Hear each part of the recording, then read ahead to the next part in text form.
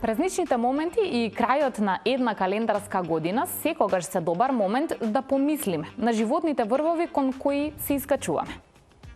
Добро е да анализираме зошто дел од нив за нас се уште се неостварена мисија, но многу е важно да се почитуваме, сакаме и да се чувствуваме горди за врвовите на кои што сепак сме успеале да се искачиме. И најважно, тоа чувство треба да биде мотивација да пронајдеме нови, уште повисоки или попредизвикувачки врвови кои ќе бидат наша следна водилка и цел. Мојата денешна гостинка е првата македонка која се најде на Монт Еверест и ја комплетираше популарната, но нималку лесна мисија наречена Седумте врвови. Нови животни и планински врвови веќе одреден период таа искачува во Соединетите Американски држави, но на моја голема радост, празниците ги минува дома, во Македонија, каде на почитувачите на незината работа, преку незината нова сликовница, ќе им каже кој во незиниот живот е највисокиот врв. Тоа ќе се обидам и јас да го дознаам денеска во Ферплей. Ви посакувам добри дојде и ве канам да уживаме заедно со Илина Арсова.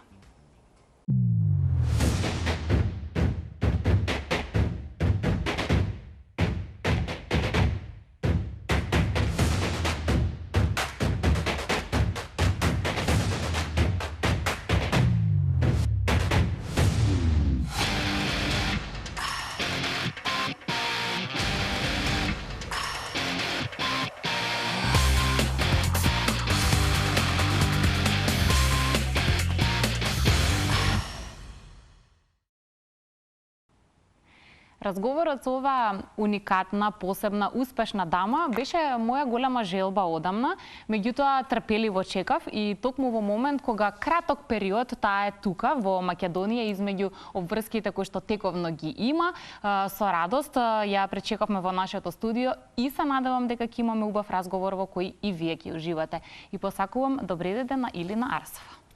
Благодарам, Јана. Па Илина, како е да се биде дома? Нашата јавност знае дека веќе одреден период си во Соединетите Американски држави. Празниците или само паузата во твоите обврски се причина што си во Македонија? Празниците и паузата, да. Навистина ова е можеби и најдолго што не сум си била дома и секогаш е убаво чувството да се биде дома, особено овој пат после речиси година и пол. Причина што замина таму е твоја лична наобразба, надоградување на знаењата и друг тип на искуства. Значи, во Америка предаваш, учиш, односно студираш на докторски студии, а се разбира и тренираш, затоа што спортскиот дух секој пат е тука. Па, какво ти е таму секојдневието? Па, одлично, сега за сега мислам дека се снаоѓам, иако не е секогаш така, значи си имаме нагорнини, надолнини, имаме предизвици, самата транзиција и физичка и емотивна за мене не беше лесна.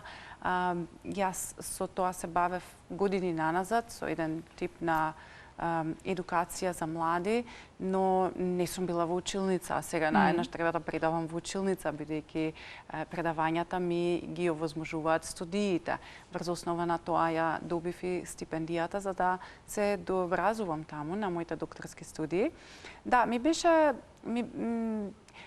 она што секогаш ми дава порив да продолжам е мотивацијата. Значи, навистина го сакам тоа што го работам, знам дека секој ден учам нешто ново и секој пат кога ќе се запрашам, чекај малце сега, што ми требаше да дојдам овде, што убаво ми беше дома, Охрид, нели, и љубов, и све, и се ми беше на место, што ми требаше сега одново да почнувам. Фактот дека секој ден учам нови работи е дел до некаде ќе го одговори тоа прашање. Морам уште малку. И тоа му го посакувам секому, значи да не продолжува, да не застанува со учење и со надградба на образованието, бидејќи навистина тоа е моќ. Моќ прави да се чувствуваме едноставно поубаво, нели? Квалитетот генерално на животот да ни биде поубав. И ги спомена тие одлуки кои што сепак во одреден момент сакам или не, бегам или не, од тоа мора да ги донесеме. Некако доаѓа моментот да се донесат. Не се лесни, но ти си човек со еден интересен спој на спортски дух. спортистите, барем јас така мислам, се прилично прецизни луѓе, си имаат работа со бројка, со резултат, со дисциплина.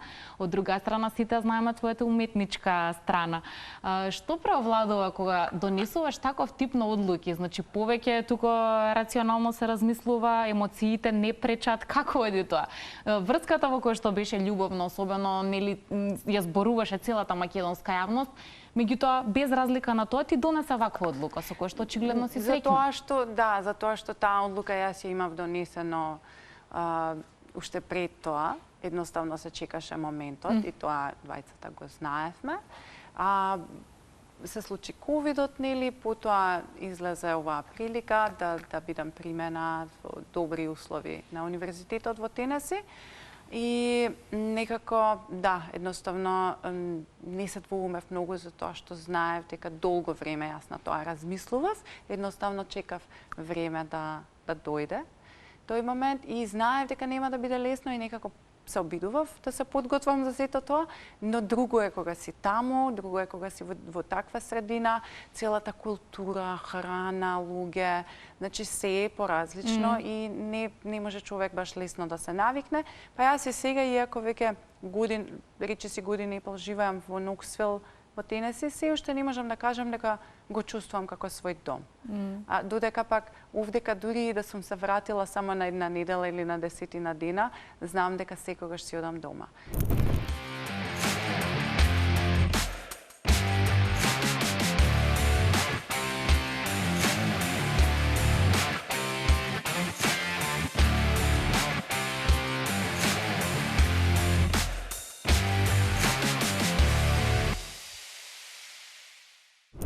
Се надевам дека, тоа го реков, дека во иднина сето тоа што сега го правиш за да бидеш и ти подобар човек и со пошироки знаења, ќе успееш и овде да го пренесеш на други луѓе, но ќе дојдеме до тој дел. Една од работите е дека јас секогаш бев и активист, односно се борев за некакви си промени кои што сакам да станат дел од ново создаденото општество кое што заедно ние ќе го креираме, ќе го формираме. Сега фактот дека преку истражувањето, научното истражување каде што ти придонесуваш во науката е еден вид висок модел на активизам, е една од работите која што исто така ме мотивира. Сите мои досегашни искуства сега да ги ставам во некаква академска рамка и да добијат тие нова вредност и на некој начин да се обидам јас да придонесам и во науката. Што студираш, мислам? Која е темата која што ја учиш и е во фокусот на овие студии? Да, значи, како што имаше некаде и најавено, ми се чини, јас сум во одделот за кинезиологија, рекреација и спортски студии. Мојата специјализација е социологија во спортот, како што и сите кои што ме познаваат знаат дека со години наназад делувам и работам на полето на родова еднаквост во спортот, токму тоа го правам сега. Значи, секогаш прашањата ми биле насочени кон таа дискриминација на жените во спортот, како тоа, да речеме, се преплетува во различни општествени системи, во различни спортови. Сега истражувањата во моментов може да варираат од насилство во спорт, за кое што мислам дека многу малку се зборува, особено кај нас, и треба повеќе да се зборува, до различни меѓународни искуства на жени кои што делуваат и прават промени во своите општества преку спорт. Најчесто авантуристичките спортови секако ми се омилени, но тоа не значи дека не се занимавам и со сите останати спортови. Ако споредиме во Америка, онаму каде што си сега, имаш чувство дека еве конкретно на овие теми повеќе се работи или се зборува, слободни се луѓето да кажат ако се случи некакво насилство во спорт? Многу повеќе, значи ние сме задолжени како инструктори да пријавиме доколку знаеме дека нешто се случило. Задолжително мораме да пријавиме доколку некој студент дојде и ни се довери дека нешто се случило. Ние мора да најдеме начин тоа да го пријавиме, дали како прв или како втор, како се вика, репорт од прва рака или од втора рака, директно или индиректно, или пак да го охрабриме самиот студент да го пријави тоа. Секој ден слушаме. Значи, кај нас навистина тоа недостасува, не само што луѓето не зборуваат за тоа, и јас сум сведок, значи јас како мала сум ги поминала тие искуства и никогаш не сум се осмелила да зборувам затоа што сум се чувствувала дека сум сама во сето тоа, иако сум знаела дека и на многу мина други тоа им се случува. Некако никогаш не сакаш да бидеш првиот што ќе почне да зборува за нешто, но кога знаеш дека ти не си сам во тоа, тогаш малце повеќе ќе се охрабрат луѓето да зборуваат. Затоа и јас навлегов во истражувања, сакам да објавувам публикации на таа тема за да поттикнам и повеќе научни истражувања и со тоа и повеќе самостојни пријавувања на такви случаи да се случуваат. Кај нас самата терминологија, немаме градации, не знаеме што значи емотивно насилство, што значи вербално насилство. Еве сега почнуваат кампањи. Да, никогаш луѓето не го ни перцепираат тоа дека всушност некој затоа што нормите се такви, затоа што мислиш дека тоа е нормално, а тоа мислиш дека е нормално затоа што не си видел подобро. Но кога ќе видиш дека може да биде и подобро, ќе се запрашаш, чекај, тоа не е нормално. Значи тој однос не е нормален на тренер кон атлет, на федерација кон атлет, на институција кон спортист. Значи, тие не се нормални норми и треба да ги промениме.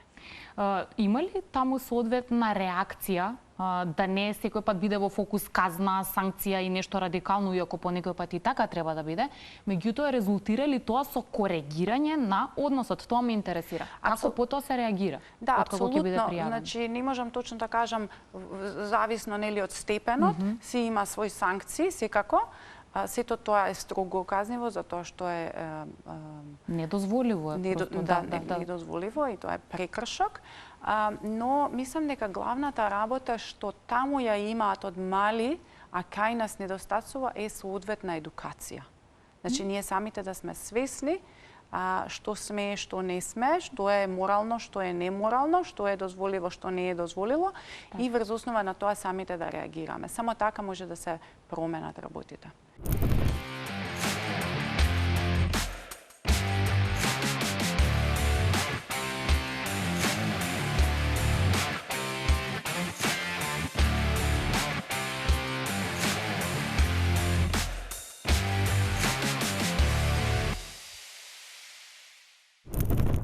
Каква е спортската атмосфера во твојата околина? Се разбира, онаму каде што студираш и предаваш, има луѓе заинтересирани за спорт, но генерално, дали и останатите сакаат спорт? Дали практикуваат спорт? Дали може да се каже дека преовладува спортски дух, еве, пак ќе кажам, во твојата околина, во местото кое што се движиш, живееш во тој делот? Имам среќа, значи да бидам дел од еден од поголемите универзитети со поразвиена спортска програма.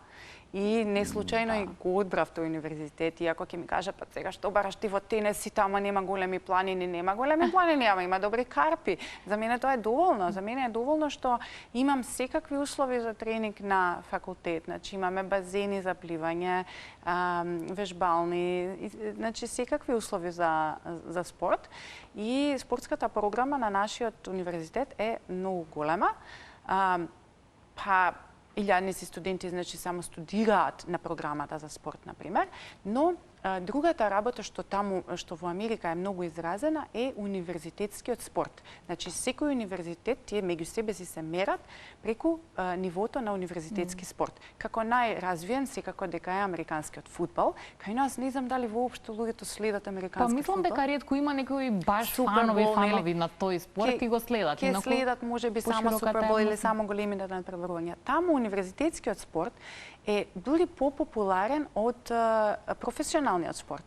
Значи, ние во Универзитетот на Тенеси имаме еден од најголемите стадиони, 5 по големина во државата, 100.000 луѓе, 107.000 луѓе, мисля, собера. Постојано? Полне, Јана, за коледж фудбал, за универзитетски меч кога се игра, за универзитетска утакмица, кога Тенеси игра со некој друг, например лани со Алабама, тоа беше огромна утакмица, не можеше да се стигне до карта.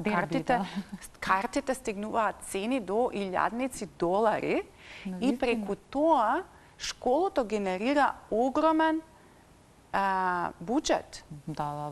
Значи, ние преку фудбалот ги финансираме другите спортови, затоа што јас понекогаш моите студенти се во пливачкиот тим. Ќе одам да ги поддржам, ќе одам да гледам надпревар во пливање. На пливање не ни плаќаме влезница, не ни има толку многу луѓе. Значи, ние преку фудбалот ги финансираме другите спортови.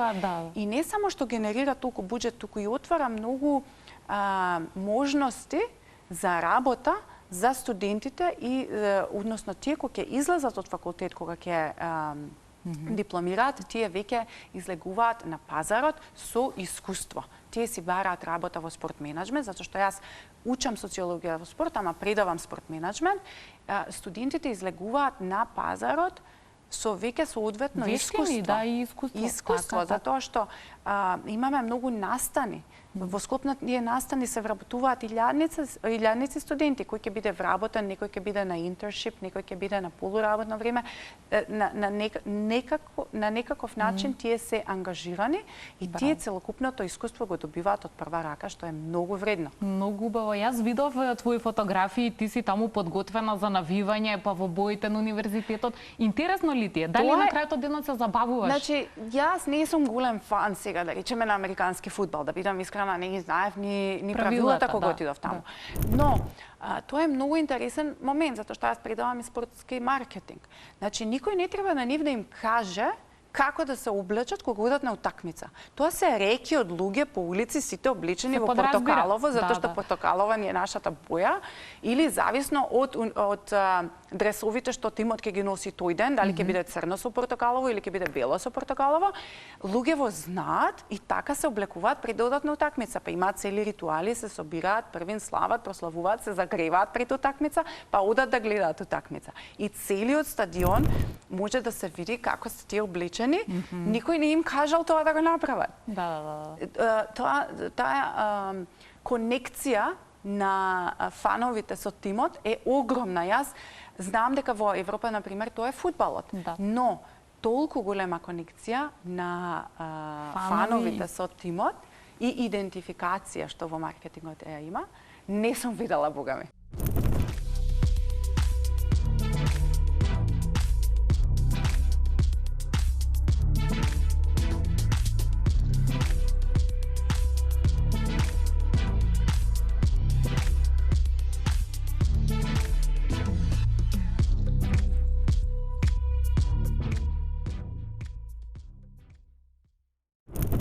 Што се случува со твоите тренинзи, твоето планинарење? И тоа си бара и време и енергија, меѓутоа има застој или нема застој? Пронаоѓаш активност. Да ти кажам, јас посилна никогаш не сум се чувствувала од сега.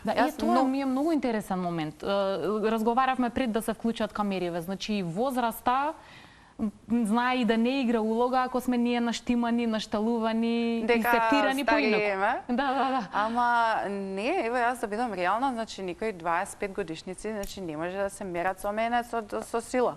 Ниту во качување, ниту во што и да ги предизвикам. Да ги предизвикам на пливање, да ги предизвикам на трчање. Професионални спортисти, одиме спринтови да трчаме. Јас имам 40 години, тој е тенисер, има 25 години и тука сме некаде со брзината. Значи, јас не сум ни атлетичар, јас си трчам од забава.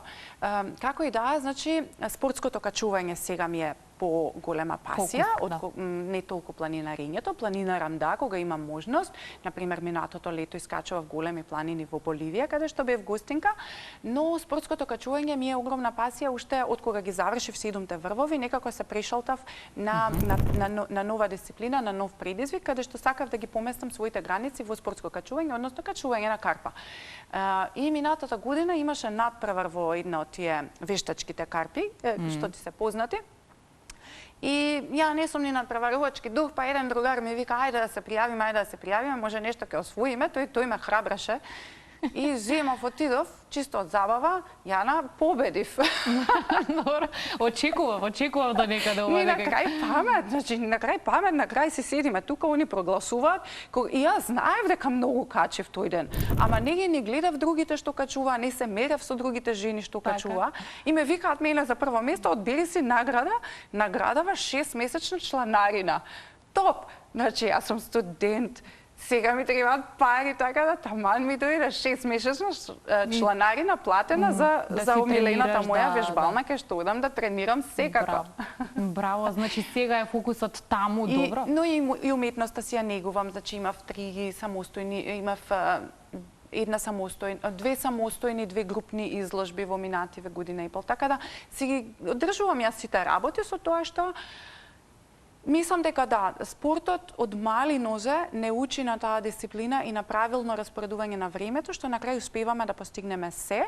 Јас треба да спремам предавања за предметите кои што ги предавам, треба да земам часови, кои што треба да ги полагам, да полагам испити, треба да бидам присутна на академската сцена и да бидам присутна со нови истражувања секоја година, која што посебно време одзема и на крајот успевам да си ги вметнам и дел од моите пасии, кои што веќе мислам се толку многу вградени во интегрален дел од мојот живот. Ова едноставно и тоа е тоа, нема не. Едноставно постигнуваш она што сакаш да го направиш и браво. За мене си инспирација и пример голем.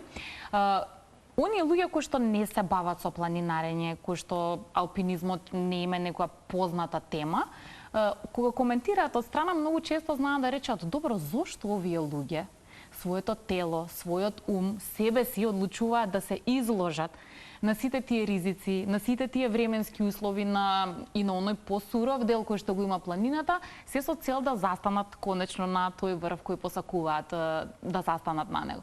И сега со сето досегашно искуство кое го имаш и со се што твоето тело и ум претрпе досега, може да се каже дека сето тоа вреди? Или понекогаш размислуваш дали си требала да ги направиш сите тие жртви? Не, никогаш не се преиспитувам во однос на тие одлуки. Напротив, тие се тие што ми даваат порив и некаква чувство на гордост и сполнетост дека нешто сум постигнала, затоа што се опипливи. Кога ќе имам јас фотографија на врвот, знам дека таму сум се качила са, дури да било тоа пред 10 години, само ми прави повеќе да сакам да одам на некоја нова планина сега. Баш сега и се занимавам со тоа прашање во однос на научно истражување, како другите го гледале, го објасниле спортот до сега, дали планинарењето повеќе се објаснува како спорт или како подвиг или како авантура и така натаму, и тоа е многу интересно. Следниот пат ќе збориме за тоа кога ќе имам повеќе, но често пати за мене, например, како ликовен уметник, секогаш тоа го кажувам, пейзажот и таа моќта на природата која што е таму чиста и со тоа своја изворна енергија, за мене има огромна улога. Па ми се чини дека стапнувањето на врвот е само уште поголемо задоволство кое што ни дава чувство на исполнетост. Но за некои луѓе кои што го немаат тој визуелен однос и комуникација со природата, сите тие работи може да бидат страдање, нели? Се изложуваш на ладно, гладен си цело време, спиеш во замрзната вреќа, имаш ограничени услови, имаш ограничена хигиена. Кај мене, штом јас ке се завртам наоколу и погледнам во тие пребови планини што се наоколу мене, толку сум благодарна и толку сум исполнета и срекна што не помислувам на другите работи што ги немам. Тоа е еден мајндсет што може би треба повеќе да го користиме кога сме тука. Сите сакаме да ги гледаме негативностите, да се жалиме, нели? Ама има и нешто убаво. Може и убавото да го видиме. И тоа да не води.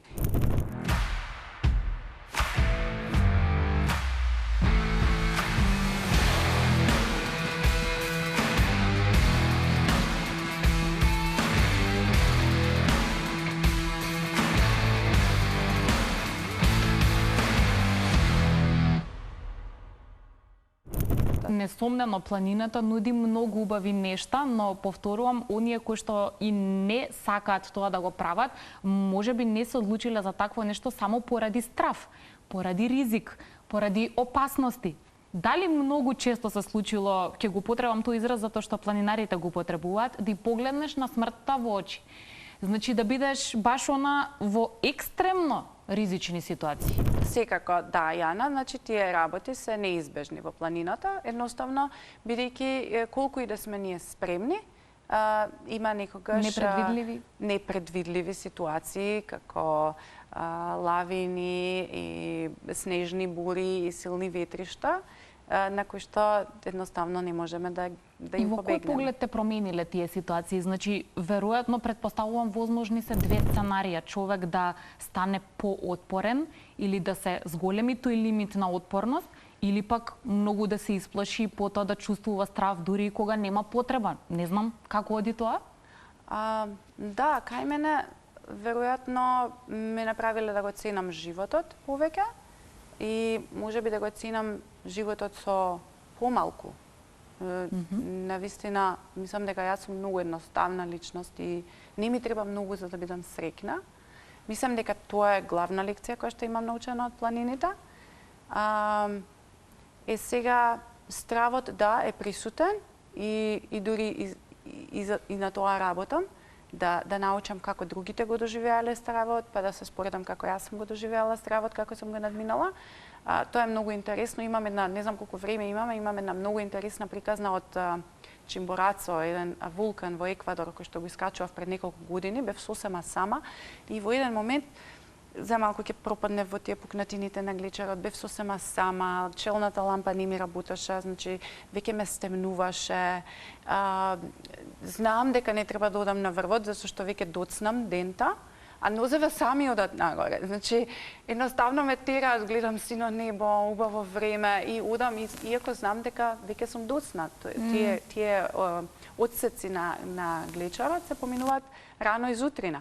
Но јас целава планина, 6000 метри, можеби јас некаде од 4000 метри тргнав, и тоа со градски превоз дојдов до таму, до влезот на националниот парк. Во еден ден ја качев планината, се семнав, знаев дека се соочив со многу опасности и во моментот кога барав место каде што ќе треба да преноќам, каде што веќе беше побезбедно, требаше да преноќам, земав да се градам таму еден бивак. Бивак е за солниште во планина, кое што го градиме од што и да најдеме во околината. Сега таму имаше камења, значи бев под нивото на снегот, под нивото на глечерот и сега ќе биде интересно и ќе ти испратам и некоја фотка. Градам зид јас околу, каде што ќе треба внатре да легнам, да ме заштити зидов од ветришта, да. И го градам јас зидов вака околу кај што ќе спијам. Така едно метро можеби изградив на цело одење цел ден, уште градиш зидови тука. Да. И во средината си ја поставувам, немав шатор со мене, значи јас за секој случај носам вреќа, немав ни подложка, значи ранецот го ставам како подложка, све нешто што имав остаток од облека го ставам одоздола да ми биде помекичко, ја ставам вреќата и еден чекор наназад се враќам и сето тоа што го изградив наеднаш ми личи на гроб. Како јас сум си го изградила себе си својот гроб. И сега треба да влезем внатре и да легнам и да спијам. И во тој момент, значи, стигнува стравот и буквално вака како со тебе си правиме муабет. Машка фигура секогаш. Секогаш како машка фигура ми се појавува. И си правиме муабет. Ми викам, добро, кој си ти? Јас сум стравот. Што сакаш? Да те уплашам. Добро. Од што треба да се плашам? Овој пат се прашувам себе си. Така. И почнуваш да си анализираш.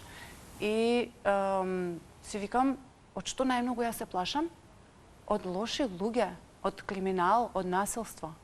Тоа беше мојот објективен страв кога сум во градот, кога сум во урбана средина. Но тој страв во планината не одговара. Гледам наоколу, нема жив човек, значи нема никој, јас сум единствен човек на планината. Океј, значи може тоа да го штиклираме. Тоа отпаѓа. Ајде да видиме некој друг страв. Од што? Може, ако умрам, нели, најчесто меѓу луѓето е стравот од смрт. Ама сега ако умираме, барем да знам како ќе умрам, нели? Па дали некој диво животно ќе ме изеде? Гледаш наоколу, на вистина, значи нема живо пиле, нема ништо. Го штиклираме тоа, ајде да видиме некој реален страв, лавина или нешто поврзано со планинава. Заклучувам дека сум добро поставена на добро место и во моментот кога ги штиклирам сите коцкички и во тој момент од најуплашената девојка на жена на светов, јас се претварам во најсреќниот човек на планетава во само 5 минути. Со таа само анализа која што си ја правиме. Ма треба човек да биде подготвен тоа да Треба го да биде направи. свесен и дури онака си викам, значи ова све мене реално ми се случува, ама како во тој момент јас кога станувам најсреќниот човек на планетава, благодарна на универзумот за тоа таму што се наоѓам на највисокиот вулкан во Еквадор, каде што од секога сакав да отидам, во тој момент кога ти почневаш да изразуваш таа благодарност, јас почнувам веќе да халуцинирам. Значи, гледам тука некои лилјакови, портокалови зајдисонца, тоа како све, пошто на голема висина, уште веќе касно, до касно се гледа сонцето како тоне. И наеднаш тоа убаво за солниште кое што си го изградив, мене ми послужи, поинаку го доживеав и убаво си се одспав и си се одморив. Да, многу интересно.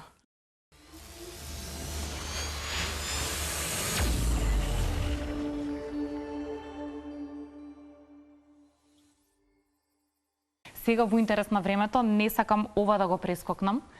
Ова е сликовницата која што во периодот додека си во Македонија беше совршен момент да биде испромовирана и насловена е сосема соодветно највисокиот врв. Илустрациите не се твои, ќе ни раскажеш за тоа, а и се разбира малку и за овој наслов. Кога ќе ја отвориме сликовницата, ќе да знаеме кој е твојот највисок врв или само ќе бидеме инспирирани да ние можеби размислуваме на темата. Постои ли таков? Кој е нашиот највисок врв? Постои, да, тоа е баш символично и метафорично.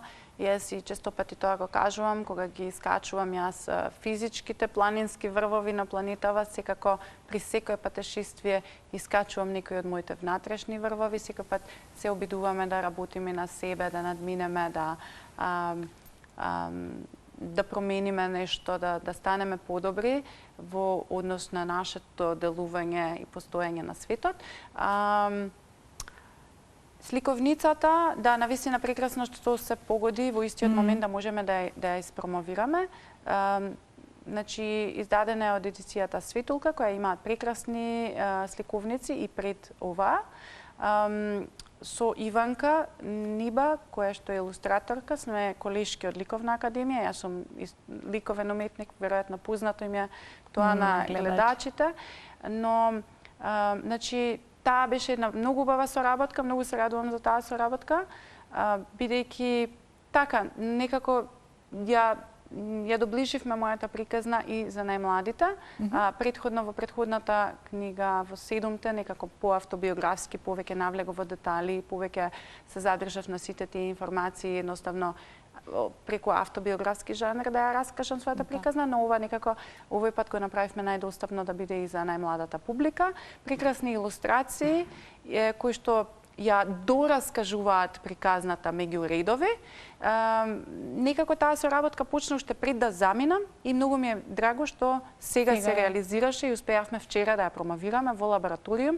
Имаше прекрасна публика, еден куп дечиња, се изненадивме со своите родители секако, мои пријатели, некои од нив, некои што допрва сега се запознавме, навистина беше убава промоцијата. И здравје, имаме и други приказни за раскажување. Да. И има и ќе има, верувам, и јас уживам да ги слушам, иако ова ми е прва прилика лично со тебе да разговарам. Ако тебе те прашам за твојот во животот, твој највисок врв, има нешто што си го определила како такво, што ти е најзначајно да искачуваш, каде ти е најзначајно да стигнеш, или? Вака, значи, тие си се надополнуваат. Еднаш кога ќе се искачиш на едниот врв, потаму го гледаш следниот, потаму го гледаш следниот, буквално како што е во планините. Дури за Монт Еверест. Значи, Монт Еверест јас го искачив пред 10 години, но годината предходно, баш онаа фотографија што ја гледаме сега, во позадината се гледа Монт Еверест. Значи, ние тогаш со мојот пријател Илија се искачивме на еден дури потежок врв, Амадаблан, но оттаму јас го погледнав и оттаму имав директна комуникација со мојата следна цел, со мојот следен највисок врв, буквално највисокиот кој што требаше да го искачам и го искачев 2 години подоцна. Така што после тоа стана 7-те врвови. Значи тоа беше следниот врв. Цела мисија, да. 7-те врвови. Откога ги завршив 7-те врвови, сега мојот во моментов највисок врв е докторските студии. И на добар пат се така, веќе до каде сме на тоа поле, до половина? Повеќе од пола имам завршено како студент од тој материјал што треба да го научам и совладам и ми останува после тоа пишување на теза. Значи имам уште година и пол. Добро, за тоа ќе бидеме трпеливи да се финишира, па да се видиме со нови впечатоци. Финалното прашање ќе ми биде: имаш ли одбрано следна планина, следна карпа, следна дестинација за каде што се подготвуваш, или се уште нема нешто такво прецизирано, туку тековно си уживаш во активност? Има, сега во спортското качување тоа е малку поинаку, значи имаме насоки, секоја насока си има име и оценка. И таа што ќе завршиш од прва, значи дека веќе тоа ниво ти е совладано и можеш да се предизвикаш да се обидеш на нешто потешко. Сега не само што има и секоја насока си има име и тежина, установена според универзална скала на оценување на тие насоки, но исто така имаме и различни стилови. Сега кај нас во Демир Капија, моето омилено место за качување, карпите се можеби повеќе вертикални или со некој помал нагиб. Овде каде што сум сега, значи наидов на нешто сосема поразлично. Карпите се тотално во негативен нагиб, значи како да се качуваш по плафонот од оваа страна и нема видено нешто такво. Јас на преку 50 земји на светов сум била да качувам, ама вакво нешто нема видено. Различна е формацијата, различна е текстурата на карпата и сега тоа си бара и поинаков стил. И кога ќе дојдеш кога ќе си одбереш некоја насока која што ти се допаѓа, треба да вежбаш на неа за да ја искачиш. И имам такви неколку за сега, на кои што треба да им се навратам, па сега ќе дојде поладен период, па дали ќе се оди, нема да се оди, па ќе чекам на пролет, па во меѓувреме ќе тренирам за истите, ќе тренирам во сала и така. Значи сега предизвиците во однос на спортското качување се малку поинакви од планинарењето, колку за споредба како се тие работи различни, значи никогаш не ми се случило да отидам на планина и да не ја качам 30 пати. Значи, можеби, ми се случило на Аљаска да отидам да се искачувам на Денали. Првиот пат не успеавме, отидовме пак после 4 години и тогаш се качевме на врвот. Ама не ми се случило на планински врв 30 пати да се обидам и 30 пати да не успеам тоа да го направам. А во спортското качување тоа се случува и тоа не секогаш добро ни влијае на нашата мотивација, затоа што си кажеш, па добро, колку пати треба? Едноставно можеби е претешка за тебе, едноставно можеби ти фали едно движење што не можеш да го направиш. И така натаму, значи друг концепт сосема, предизвиците се поинакви. Но ги има. Во однос на планината како планина, која што секогаш си е моја најголема љубов, има неколку во Јужна Америка, каде што преисказам, накратко спомнав дека бев во Боливија минатата година. Тоа беше едно патување полупрофесионално, пак волонтерски, каде што ги пренесував моите искуства на жените и воопшто на заедницата планинарска и качувачка таму. И таму ми остана исто така неколку неискачени планини, а Боливија е прекрасна, значи има прекрасни планини. Имам таму исто неколку. Следни дестинации. Да. Има повеќе, па ќе видиме што ќе изгледа. Ти благодарам многу. Јас што останува да ти посакам многу среќа и здравје во она што го правиш, во она што го работиш, со успех. Верувам дека така ќе биде, затоа што гледам колку тоа го сакаш и веруваш едноставно во сите тие работи. И секој пат кога се враќаш во Македонија, се надевам се враќаш и кај нас, за да слушнеме по некое ново искуство и многу важно да научиме нешто ново. Ти благодарам на поканата и секако се гледаме на лето. Да, на лето. Ти благодарам уште еднаш многу. Тоа беше Илина Арсова, за мене прва прилика за разговор со оваа прекрасна дама и искрена да бидам многу неодговорени прашања ги имам, но тоа е добра причина за повторно да се видиме во иднина како што веќе се договоривме. Со вас ќе се видиме во нашиот стандарден термин Fair Play на телевизија Телма во недела во 16 часот и 15 минути се гледаме тогаш.